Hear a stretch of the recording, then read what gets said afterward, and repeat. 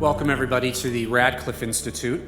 This is Harvard's Institute for Advanced Study. My name is Dan Carpenter. I'm alias Freed Professor of Government in the Faculty of Arts and Sciences, and I also direct the Social Sciences Academic Ventures program here at Radcliffe. The Dean's Lecture Series at Radcliffe brings to the Institute leading thinkers in the arts, humanities, social sciences, and sciences. Lecturers represent the very best in their fields, people who are leading the way in creative, boundary-busting scholarship, policymaking, and art. Professor Loftus, and I'll introduce her shortly, is the final lecturer in our series this year, but all of the previous talks, I should let you know, are available on the Radcliffe website, www.radcliffe.harvard.edu. And this one will also be available in a few weeks. Our website will have a complete list of our public events for next year, posted by this summer. But for those social scientists out there who just can't wait to find out who next year's social sciences lecturer is, we can tell you now that it's Professor Diana Mutz of the University of Pennsylvania. Today's lecturer is Elizabeth Loftus, Distinguished Professor of Social Ecology and Professor of Law and Cognitive Science at the University of California, Irvine. Professor Loftus's research has focused on human memory, eyewitness testimony, and courtroom procedure. Her experiments reveal how memories can be changed by things that we are told. Facts, ideas, suggestions, and other post-event information can modify our memories. The legal field, which is so reliant on memories, has been a significant application of the memory research.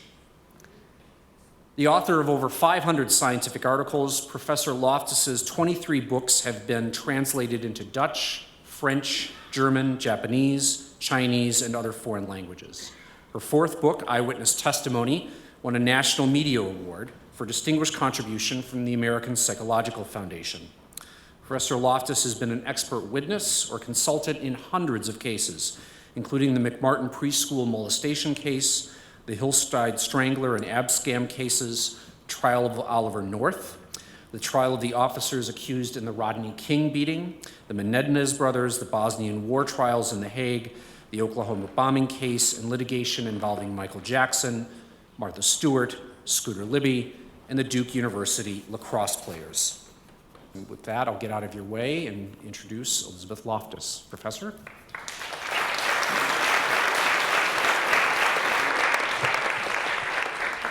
Thanks for that introduction. Well, it's a pleasure for me to be here and have a chance to talk with you about some of the work that I and my collaborators, my students, and other collaborators have been doing over the last many decades.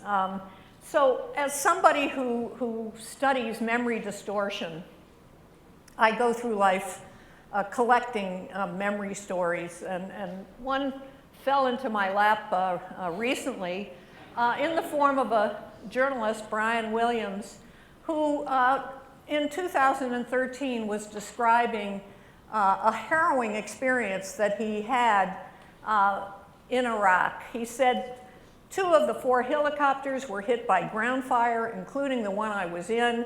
We figured out how to land safely, and we did, and he said this on Letterman. He told his story many times, including earlier this year, talking again about this time that he landed in Iraq. He said, I was traveling in an aircraft that was hit by RPG fire.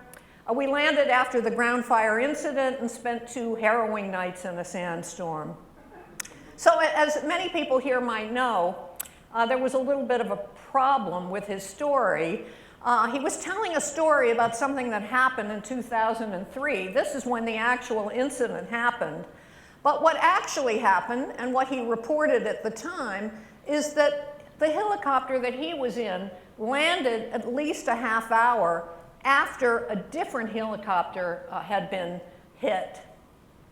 So this raises a lot of questions about what's going on in the mind of Brian Williams. But I do have to tell you that this is eerily similar to what was my favorite example until this time, the example of Hillary Clinton, because she too had a memory of a harrowing experience, and she talked about this memory repeatedly when she was on the campaign trail in 2008, running for the Democratic nomination for the presidency. She talked about a time that she had gone to Bosnia. She said, we landed under sniper fire. There was supposed to be some kind of greeting ceremony at the airport, but instead we just had to run with our heads down to get to the vehicle, to get to the base. And you know, at that time, I remember thinking, now what was Hillary thinking? Because, well, she had gone to Bosnia. She didn't go alone. There were other people with her, and some of them were taking photographs and videos. And so those photographs and videos revealed this, that it was a peaceful greeting ceremony, that she was greeted by children, some of them giving her flowers. She was there with her daughter in the days when Chelsea had curly hair. And admittedly, this was back in 1996, but again, what was going on? Well, like Brian Williams, people wanted to call her a liar. In fact, one pundit gave her 4 Pinocchios. 4 Pinocchios because there was no corkscrew landing, there was no sniper fire, no canceled airport reception, and she was not the first lady to go into a war zone. Well, to her credit, Hillary came out with an explanation. And in 2008, when confronted with this evidence, the visual evidence, she said this. She said, I made a mistake. I had a different memory. I made a mistake. That happens. That proves I'm human, which for some people is a revelation, she said. Well, Brian Williams has tried to come up with an explanation. He said this. He said, I would not have chosen to make this mistake. I don't know what screwed up in my mind that caused me to conflate one aircraft with another. But for some reason, the world has not been as kind to Brian Williams as it has been to someone who may be the next president of our country. The New York Times, which periodically has a poll of the most trusted people in America, right before all this, Brian Williams was number 23, up there along similar number to Warren Buffett. After all this happened, Brian Williams was 835, down there with Duck Dynasty. So usually I'm not thinking about, you know, the memory mistakes that famous people, journalists, politicians, and others make. I'm usually thinking about memory as it applies in legal cases. And I'm thinking a lot, for example, about the hundreds of people in this society, in this country, who have been wrongfully convicted of crimes that we now know they didn't do. They spent 10, 15, 20 years or more in prison, and now DNA testing has been done and has shown that they're actually innocent. And when these cases have been analyzed, and they've been analyzed to death, it has been revealed that approximately 3/4 of them are due in large part to faulty human memory, faulty eyewitness testimony. So I like to use this as a way of motivating the importance of the study of memory and the malleability of memory for students in my classes and others. So how do we study memory distortion? Over the last many decades, I and my collaborators have developed a couple of paradigms that we're particularly fond of using. And one of them we sometimes call the misinformation paradigm. And so what happens here in this kind of study is people are given some kind of an event, maybe a simulated crime or a simulated accident. Later on, they're given some post-event information about the event. And then finally, they're tested to see what it is that they remember about this event. And we then look to see how the post-event information, this new information, can affect what it is they remember. And so just to show you an example of the richness of the materials that we might use in these studies, we have one scenario where The subjects will see a woman walking down the street. A lot of things happen to her. In the middle of this scenario, there's a guy who bumps into her, causes her to drop her packages, and while it looks like he's trying to help her pick them up, while he's at it, he reaches into her bag, her pocketbook, pulls out her wallet, and sticks it in his jacket pocket. Then more things happen to this woman. Eventually, she notices her wallet's gone. She starts to talk to other people around her.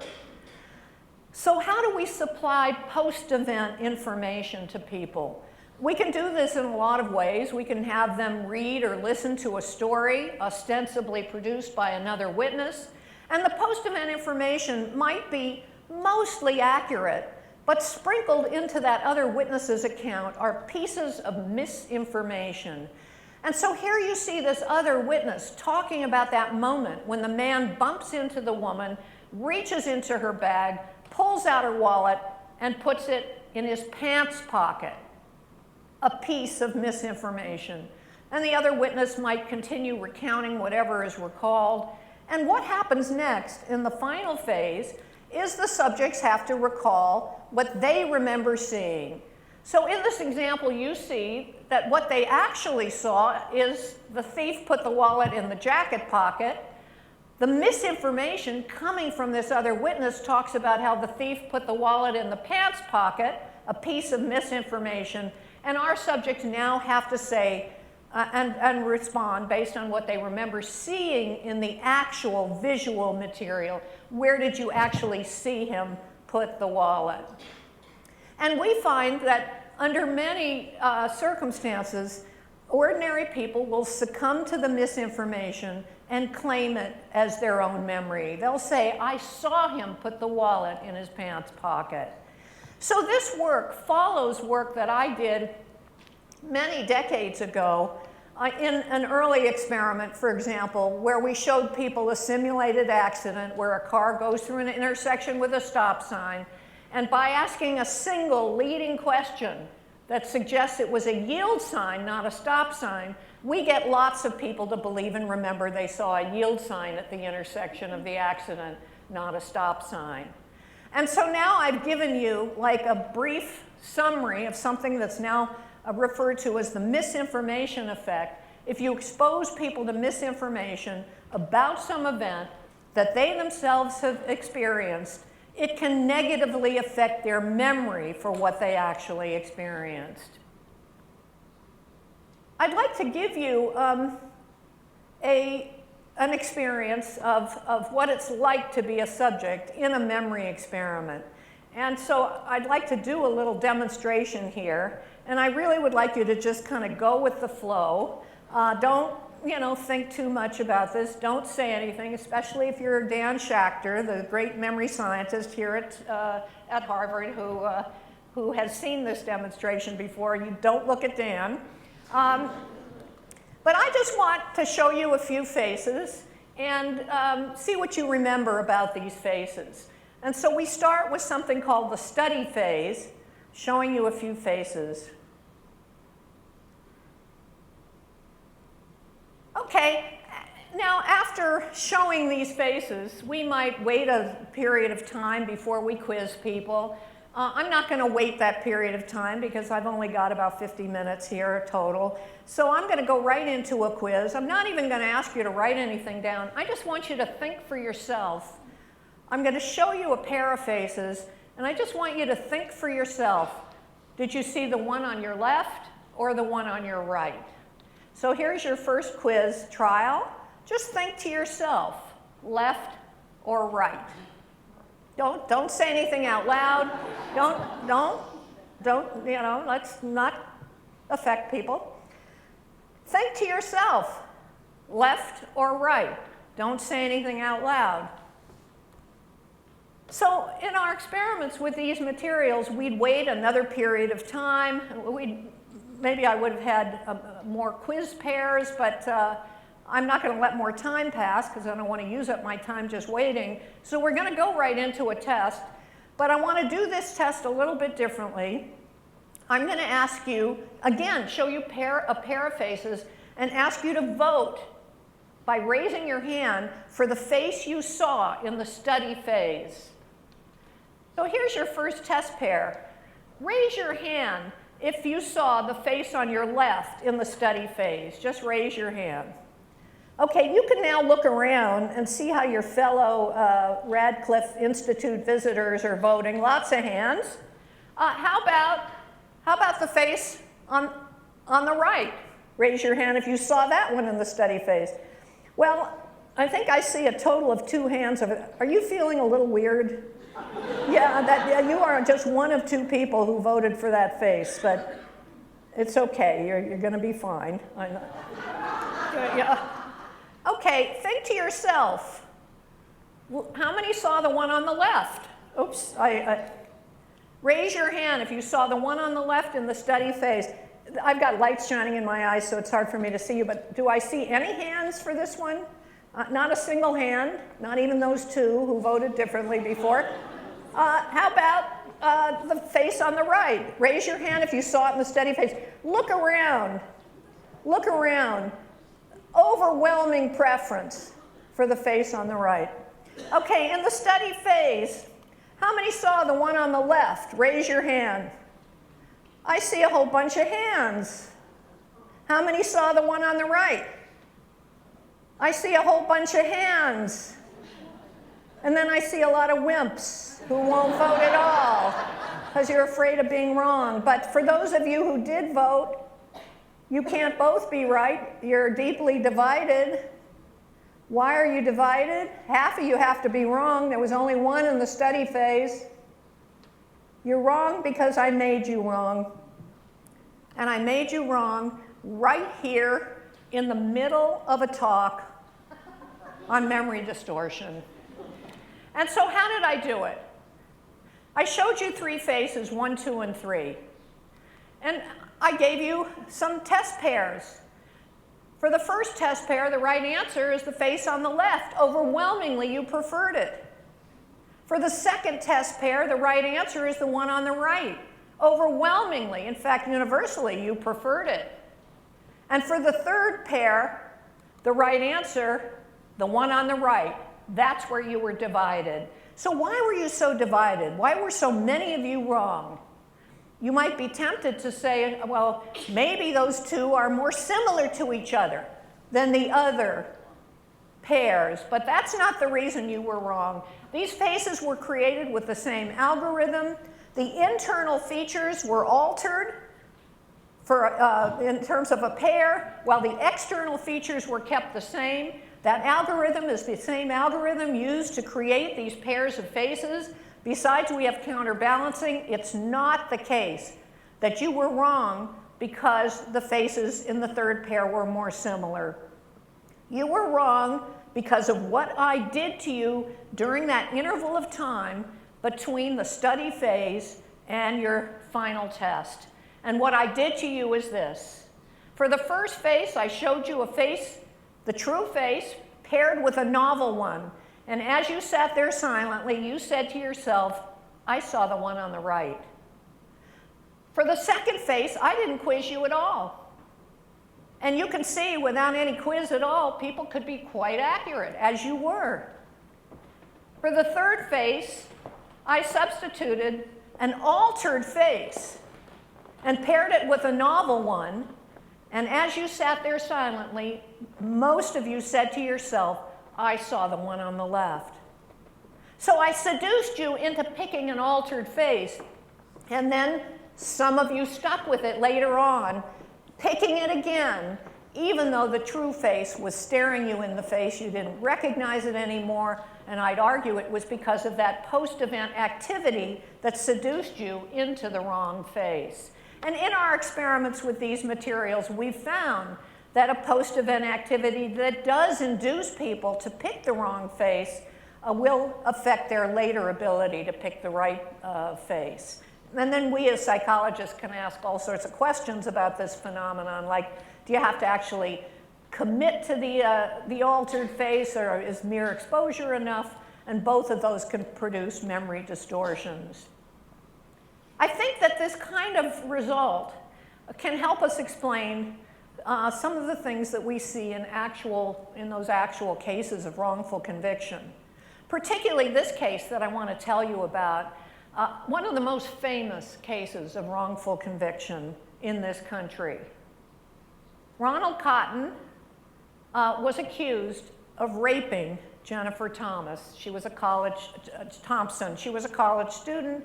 She was raped when she was in college. An African-American man broke into her apartment and raped her. And ultimately, she would testify that it was Ronald Cotton. She identified him, and she was a very compelling, very believable, persuasive witness victim in this case. And the jury quickly convicted Ronald Cotton of this rape. Well, jump ahead. I think you can see where this is going. And DNA testing was done, and it proved that Ronald was innocent and that the actual rapist was another man named Bobby Poole. So what made this case special? What made this case not just one more case of a wrongful conviction, not just one more case of a wrongful conviction involving a rape, not just one more wrongful conviction involving a rape involving a cross-racial identification where a member of one race is trying to identify a stranger of a different race. What made this case different is what happened next. The detective in this case, it's years later, but he decides he's got to go tell Jennifer about the results of the DNA testing, and so he contacts her. She's now grown older, and she's got kids, and he goes to her house, and he says, I've got to tell you that Ronald Cotton was not the rapist. It's another man named Bobby Poole. And Jennifer just felt horrible. She felt horrible, and she said, I feel so awful, and I wonder if there's any way I could meet him. I'd like to meet him. I'd like to see if he will ever forgive me for what I've done to his life. And so that meeting was arranged, and she asked for his forgiveness, and he forgave her, and the two of them became friends, and their family started to socialize, and Jennifer and Ronald started giving talks and trying to do advocacy for reforms in the legal system to minimize the chances of this happening. And they wrote a book together that 60 Minutes got interested in, a book that's aptly titled Picking Cotton. And it was the story of what had happened to the two of them from their own separate perspectives woven together. It's really a great book. So I got interviewed for this 60 Minutes program, and as part of this interview, I actually did, with Leslie Stahl, the demonstration that I did here with you. And when I showed her that third pair of faces, she just looked at them for the longest time, and then she said, I am baffled, but went ahead and picked the wrong face. So for all of you, in the audience here who picked the wrong face, you are in excellent company with one of this country's leading investigative journalists. Before I go on, I do want to say what was interesting to me, a little known fact about the Thompson-Cotton case is this. There were suspicions going around that Bobby Poole might have been the rapist. The trial of Ronald Cotton had already taken place. Jennifer had been a persuasive witness. Ronald was convicted. But there was an arrangement made for Jennifer to be exposed to Bobby Poole. And when she looked at him, she said, no, it's not him. Ronald had become her memory in the memory of this rape. And I had a chance to talk to Jennifer recently, and I said, is Ronald still your memory? She said, no, it's kind of like a blank memory. I mean, it's years and years later, but she doesn't really see any face in that image anymore. These studies sometimes get criticized, showing people artificial faces or even showing them a video scenario. I mean, it's not like a real witness who would be going through an experience that's extremely stressful, extremely upsetting. And maybe real witnesses who are going through something really, really upsetting and stressful would behave differently. And there are a number of ways you can respond to this potential criticism. One of them is to look at people who, for one reason or another, are undergoing a really stressful experience. And I had a chance to collaborate with a psychiatrist named Charles Morgan, who has been studying soldiers, military personnel in this country who are undergoing a really stressful experience. They are learning, they have training, they go to school and learn what it's going to be like for them if they are ever captured as prisoners of war. And as part of this experience, I talked Morgan into planting misinformation into one of these studies with these survival school soldiers. As part of their survival school, they go through a horrific half-hour, highly stressful interrogation, often involving a lot of physical aggression. It used to involve waterboarding, but doesn't anymore. In any event, it's a pretty stressful time. And afterwards, some of these soldiers are going to be exposed to misinformation. So they may see this guy conducting the interrogation, but they get misinformation that it was this guy. And they will fall for the misinformation and come to identify that misinformation photo as the person who had conducted that horrible interrogation. For others of these military personnel, we try to plant objects into their memory for things that didn't exist. And we can make them believe they saw telephones in the interrogation room when there were no telephones, or a weapon in the hands of the interrogator, or glasses on the interrogator, when in fact these objects did not exist. And so these studies have shown that you can, even with these highly trained soldiers, induce them to make false identifications through post-event suggestion, get them to identify, even with high confidence, a person who didn't commit the vile acts, and also get them to remember non-existent objects, things that they never really saw. So this research goes on today on the misinformation effect. And why is this important? Because out there in the real world, misinformation is everywhere. We get misinformation when we talk to other witnesses about some event we might have experienced jointly, when we're interrogated in a suggestive or leading manner, when we're exposed to media coverage about some event that we might have experienced. All of these situations provide opportunities for a witness, a person, to be exposed to misleading information, even inadvertently, that can contaminate, distort, or transform their memory. So in the 1990s, we started to see an altogether more extreme form of memory problem. Some people were going into therapy. Maybe they had one problem, like they were depressed or they had an eating disorder. And they end up going into psychotherapy and coming out of this therapy with a different problem. Sometimes memory for horrific abuse. Sometimes memory for abuse that supposedly occurred over years and years in satanic rituals. Sometimes memory involving extreme things like animal sacrifice, baby breeding, babies sacrifice, the works.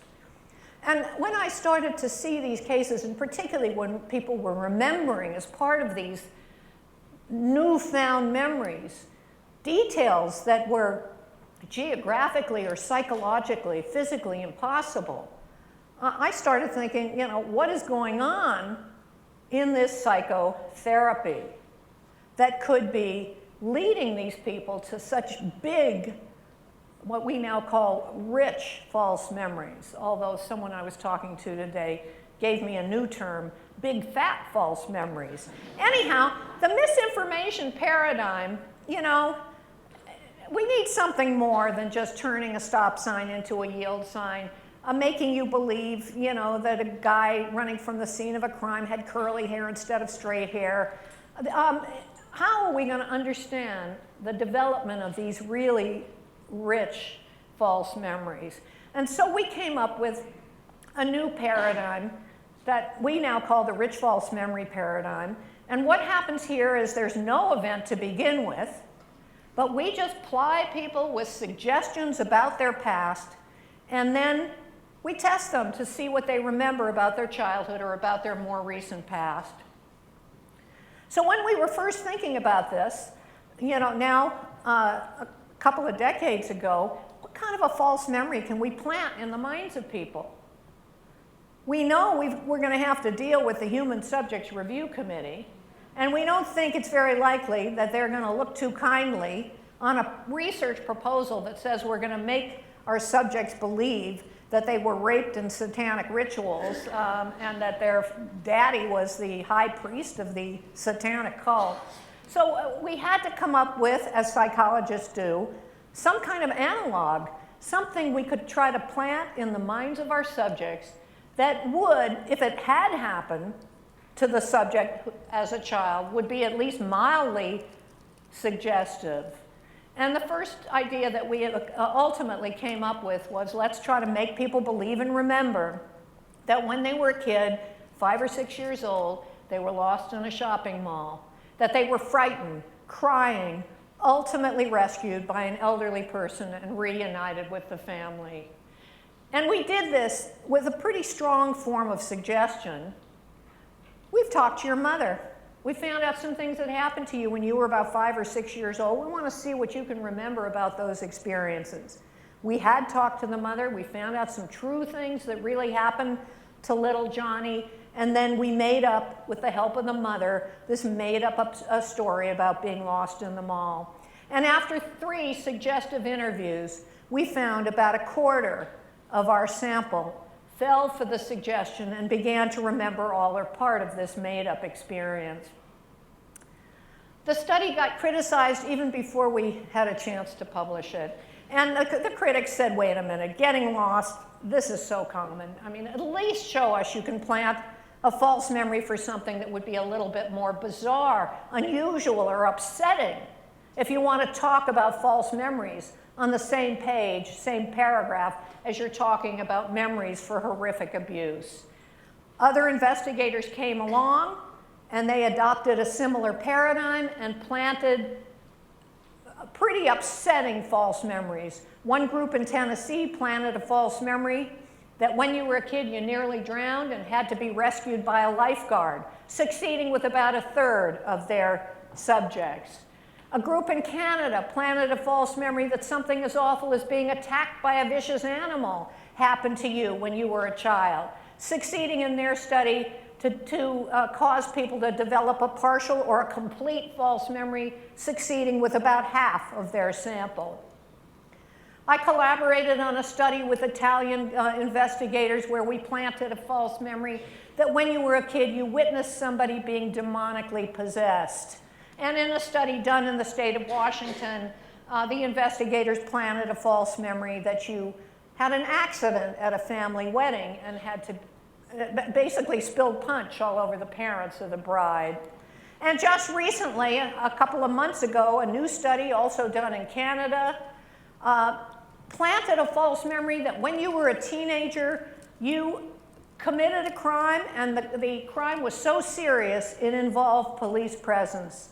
And this recently published study showed that they succeeded, so they're getting really good, with 70% of their sample of ordinary men and women.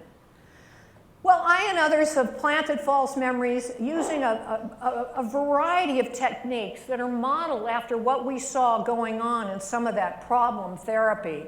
So we've planted false memories using guided imagination or dream interpretation, or others have planted false memories using hypnosis. We've planted false memories by exposing people to other people's stories or memories. We've planted false memories by just plying people with false information. And in some studies, the new kind of high-tech way to plant false memories through doctored photographs. That doctored photograph work is pretty interesting. The first study that was done by a former postdoc of mine teaching in New Zealand and her collaborators. And they took a photograph of a subject when the subject was a kid, maybe with his father, and photoshopped it into a hot air balloon ride and showed this doctored photograph along with some real photographs. And subjects would fall for this doctored photograph and start to remember the time they went up in a hot air balloon ride, an event completely made up through Photoshop. And Slate.com got really interested in this doctored photograph work, and they decided to do an online article called The Memory Doctor just a few years ago. And in anticipation of this long article on memory distortion, they decided to see if they could fool some of their online readers. And so what they did is to show their readers some photographs and ask the readers to try, do you remember seeing this photograph of our president shaking the hand of the former president of Iran? A lot of people said, oh yeah, I remember that. Well, how about this one? You remember when the famous baseball player Roger Clemens was visiting Bush at the Bush Ranch during Hurricane Katrina? They were vacationing there. Oh yeah, some people said, I remember that. Well, they couldn't have remembered either of these because they were created with Photoshop. So somebody else was actually visiting Bush on the ranch, but Roger Clemens' photo was photoshopped in. And our president didn't shake the hand of the former president of Iran. That too was created with Photoshop. But many of these readers said, yeah, I remember seeing these doctored photographs. There were 5 doctored photographs used in total.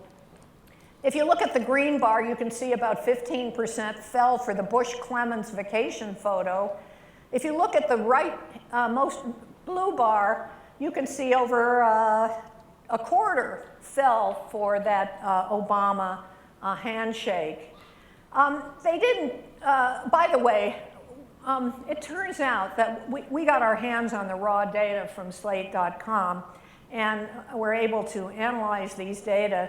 And the only demographic we had on these subjects was their political orientation. Were they like a conservative Republican or a liberal Democrat? And we found that the conservatives were more likely to fall for the Obama handshake photo, and the liberals slightly more likely to fall for the Bush one. In other words, you fall for a false memory that is kind of consistent with your ideology. By the way, these respondents didn't just say, oh yeah, I saw it.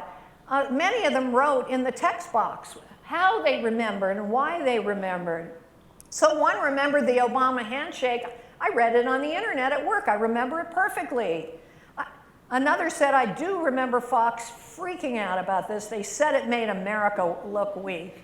And for the Bush-Clemens vacation, big Astros fan, live in Texas, very much remember this. And another respondent, I really hated the fact that while Bush is entertaining a baseball legend, the Astrodome is being used as a makeshift hotel. Well, more recently, we got interested in this question. So if I plant a false memory in you, does it have repercussions? Does it affect your later thoughts? Does it affect your later intentions? Does it affect your later behavior? And we decided to study this in the following way.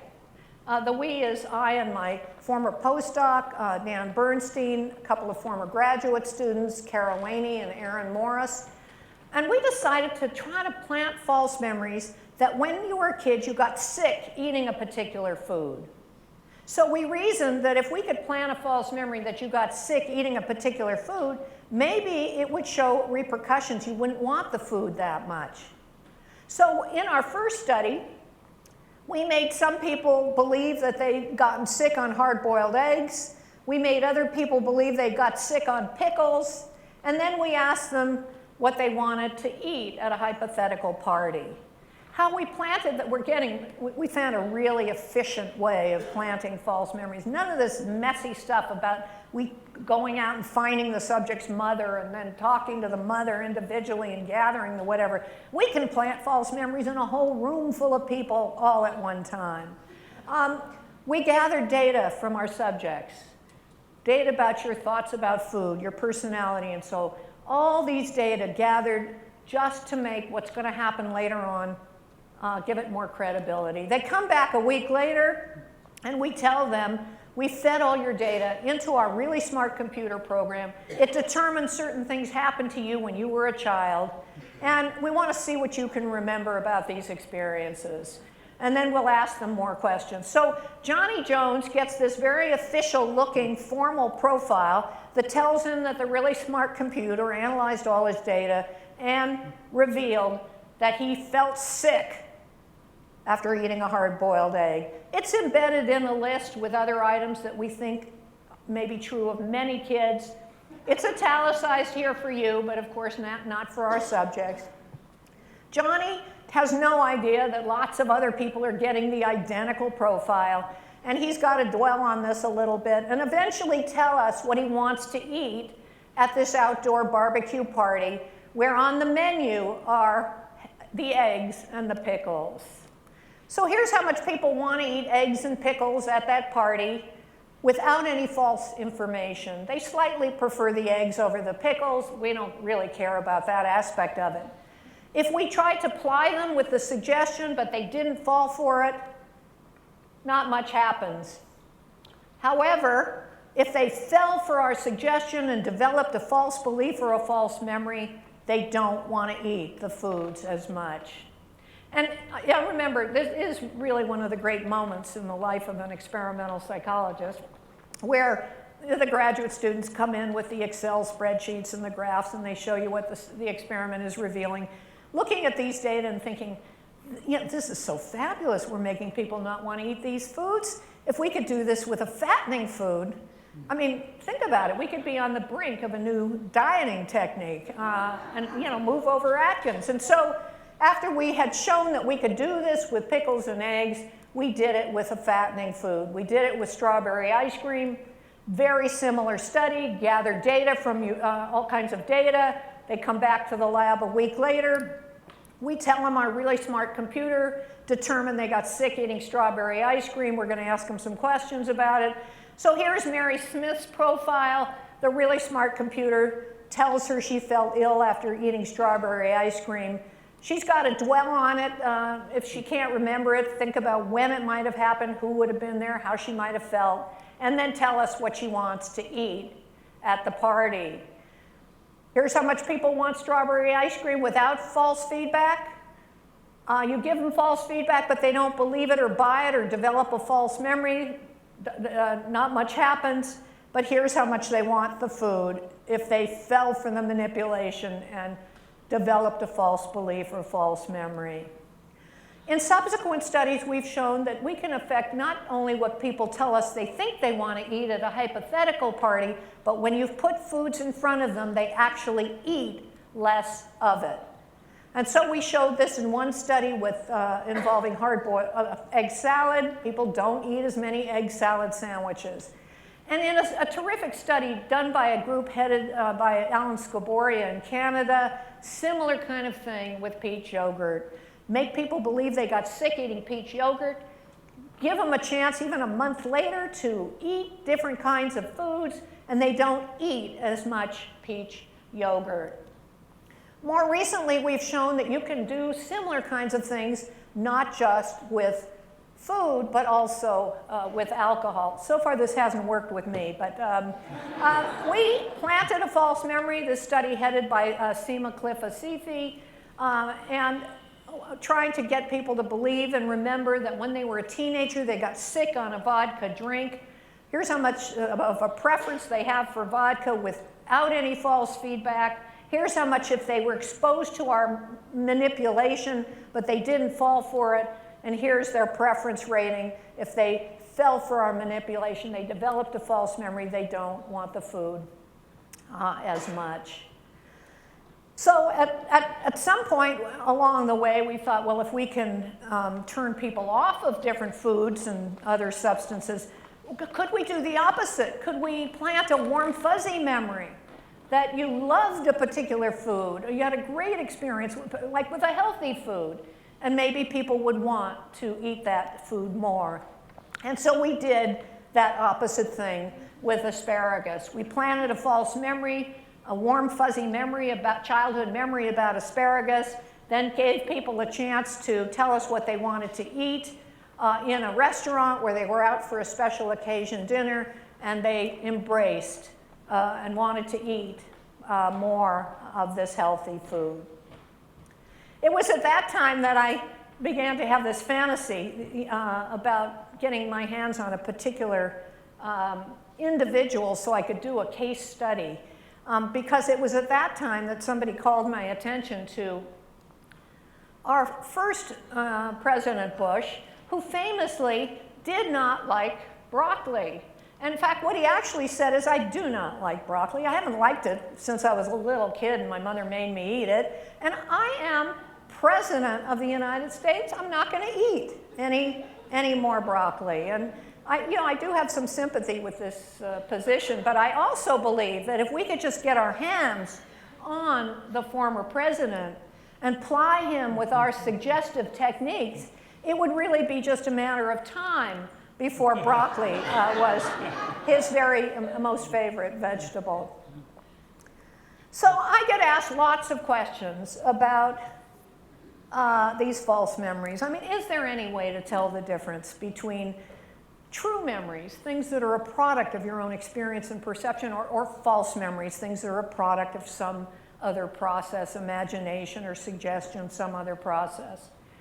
And we've tried to look into this in a number of ways, so I'll just show you a few of those ways.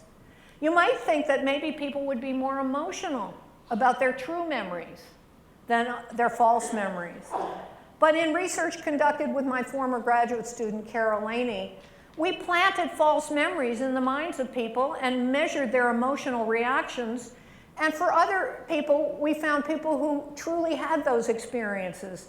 Things like you witnessed your parents having a physical fight when you were a child. And we found that the false memories can be emotional. They can be just as emotional as true memories. And so emotion is no guarantee of memory authenticity, despite what some opposing experts in some of the court cases that I've been involved in will want to tell you. Maybe you could use neuroimaging to tell the difference between true memories and false memories. And so in collaboration with Ocado and Stark, who know a lot about neuroimaging, fMRI in particular, we put people through a misinformation experiment. And as they were recounting their memories, we looked to see if there were different neural signals for the true memories and false memories. And while we found a few small differences, the overwhelming impression in these data is the similarity of those neural signals for true memories and false ones. You might think that maybe true memories would persist longer than false memories. But in a collaboration with my Chinese collaborators, headed by the Chinese scientist Bi Zhu, we put people through an experiment, a misinformation experiment, just the typical misinformation experiment, brought them back a year and a half later to see what they still had left in their memory and what persisted.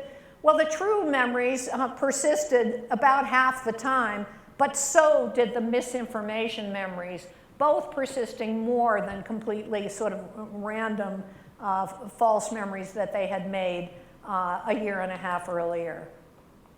We've asked, when are people especially susceptible to these kinds of distortions of their past experience? And one of my graduate students, Stephen Frenda, recent graduate students, got very interested in sleep deprivation, because sometimes witnesses, and especially suspects, are interviewed for long periods of time in a police station and sometimes sleep deprived. And so in this particular study done in the sleep lab of Kim Fenn at Michigan State University, our subjects were either allowed to sleep or they were sleep deprived. They were then participating in one of these misinformation experiments, and we found that the sleep-deprived subjects were more susceptible to these kinds of contaminations. We've asked this question: is everyone susceptible to these kinds of manipulations? And one of the ways that we decided to look at this is this. There's an unusual group of people. They've been studied by my colleagues in neurobiology at the University of California, Irvine. They're unusual because they have highly superior autobiographical memories. They can remember just about everything they've done every day of their adult life. They are really special people, and they've been featured several times on 60 Minutes. Well, we contacted the neurobiology group to see whether they'd be wanting to collaborate. What would happen if you put these people with these superior, highly superior autobiographical memories through some of our memory distortion procedures? Would they be immune?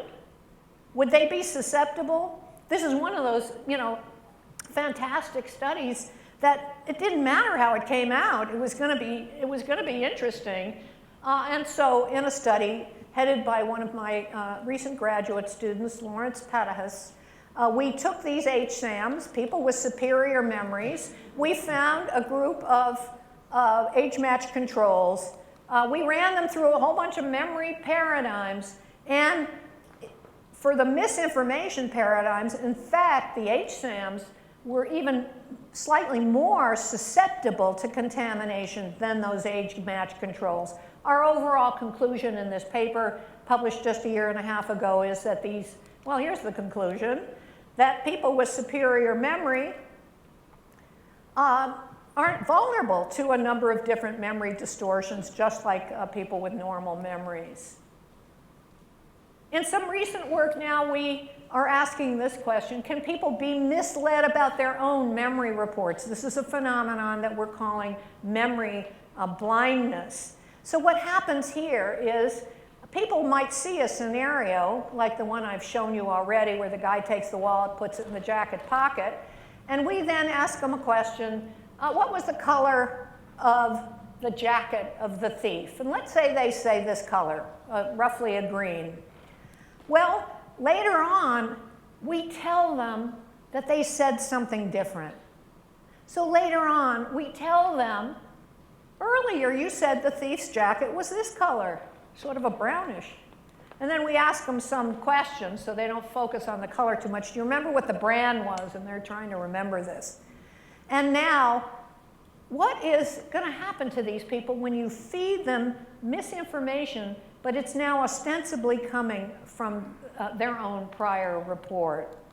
And we do find that people often don't detect the discrepancy between what you're now telling them and what they originally said, and their memory changes in the direction of that false information, another form of misinformation. And finally, in also very recent work, this is the doctoral dissertation work of Stephen Frenda, we're now getting even more efficient at planting false memories in the minds of people. All we do in this work is just ask people to make up a story, about a childhood story. Make up a story, particularly about something heroic that you did, like rescue a cat that's stuck in a tree. Make up this story and make it sound so realistic you can convince someone else it really happened. So they write out a story. Maybe they take about 200 words to write out this story. It's got some real people and real locations in the story, but the story itself is made up. And even this deliberate storytelling leads many of these subjects to start to believe that something like this happened to them when they were a child. Of course, it's still the case that some people are more susceptible than others. We've measured a lot of individual differences, especially in the large study with the Chinese respondents. We have found, for example, using a misinformation paradigm, that people who score high on standard tests of intelligence are a little more resistant to these kinds of manipulations. But I think in thinking about that issue, we really need to keep in mind these two people, that some of the most intelligent and successful people in this society have been shown that they're fully capable of developing false beliefs or false memories. So in conclusion, oftentimes I would talk about, the theoretical implications, the practical implications. I think I'm just going to spend a little bit more of a moment on the ethical issues here. Because now that we're getting really, really good at planting false memories in the minds of people and controlling their behavior, what are we going to do with this mind technology? Should we think about, are there times we might want to assertively use this technology? Are there times when we might want to ban the use of this technology? I think these are some of the ethical issues that we're going to have to think about as a society as we get better and better and better at manipulating people's memories and controlling their subsequent behavior. And so I've been working on these problems now for decades. I want to leave you just with, I think if I've learned anything in these 40 years or something, it's this one take-home lesson. I think it's a good lesson for people who are journalists, for people who are psychotherapists, for people in law enforcement, or for the rest of us who are just listening to the stories of people around us. That just because somebody tells you something, and they say it with a lot of confidence, just because they say it and describe it in a whole lot of detail, just because they express emotion when they tell you the story about their past, it doesn't mean that it really happened. You need independent corroboration to know whether you're dealing with a memory that is real or one that is a product of some other process. And without that independent corroboration, you really can't be sure. So this last take-home message, I think it's something that Ronald Cotton learned the hard way, that memory, like liberty, is a fragile thing. Thank you for listening.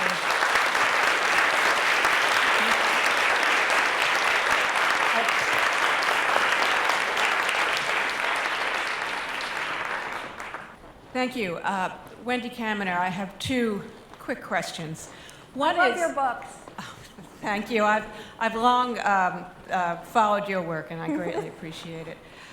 One, have you tried to, after you've implanted false memories in people, have you told them that this was a false memory, and did they still hold on to it?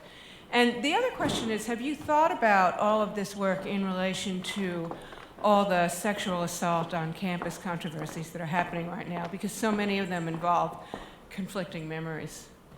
Well, first of all, in these experiments, of course, we go through the protocols of the Human Subjects Review Committee, and they require a lot of things, informed consent, and things have to be worded just so, and at the end, debriefing of the subjects. So we have to debrief these subjects, and we try to write our debriefing scripts so that they, feel normal, that they don't feel like a sap if they developed a false memory, that we might apologize for having to use deception. And, at the end of this debriefing, I do have to say I've never seen an adverse effect. Often these people are either indifferent or they become kind of fascinated. Some of them have even decided they want to start studying psychology. After the debriefing, in some sense, we're not allowed to talk to them again.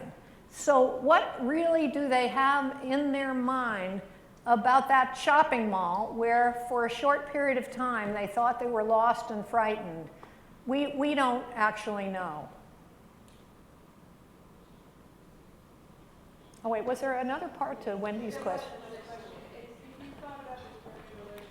Okay, yeah, so, well, I have thought about that. I particularly thought a lot about having worked on the Duke lacrosse case and this sort of really terrible way in which the identification of the 3 accused students was made. I mean, to me, the procedures just violated everything we know about good procedures in that case. In terms of the more common kind of complaint, one of the things that I think we need to keep in mind about some of these accusations is there's a special problem there that you don't particularly often see in the run-of-the-mill case, and that is, in many situations, 2 people are inebriated. And that also contributes to delicate memory issues. Question? I'm Heather Remoff. First, just a comment. This was terrific. Everything you said, I can think of 1,000 examples, but I've worked as a ghostwriter. And, you know, in the process of the first draft, sometimes I need a transition between episodes that a subject has told me, and I let them read what I've written so far, and then I'll find out in subsequent interviews, they tell me about the thing that I invented. A minor little transition might just be spinach, you know, something, and they tell me about it as if it's true.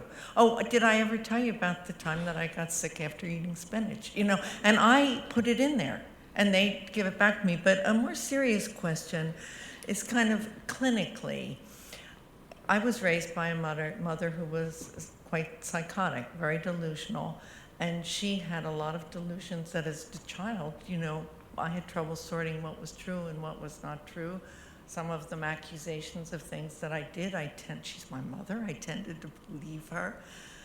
And of course, as an adult, I'm haunted by some of the horrific, I mean, she was very delusional. She was misdiagnosed as schizophrenic. She was delusionally depressed finally after 30 years, they figured out. But how do you sort through? You know, you have damage from memories, whether it's an actual thing or something that someone else told you that happened. So, you know, I no longer would go to a shrink, but how do you, you know, there's no one to corroborate with. How do you kind of get by the damage that's been inflicted by believing a horrific thing that very probably is not true? I mean, intellectually, I can know that very probably not true. But, you know, how do you deal with the impact of what's probably a false memory, but I never know? I mean, there's no way of knowing. Well, you know, as I listen to this, you know, obviously for the first time, I'm kind of struck with, you're kind of a little like a subject in a Lost in the Mall study. If you have a parent who is full of fantasies and communicating those to you, so you've been possibly an inadvertent subject in a one-person Lost in the Mall type of study. How you deal with that? I mean, one thought that is coming to mind, and it might interest you. There are now a sizable number of people, women who have gone into therapy again with one problem: depression, eating disorder.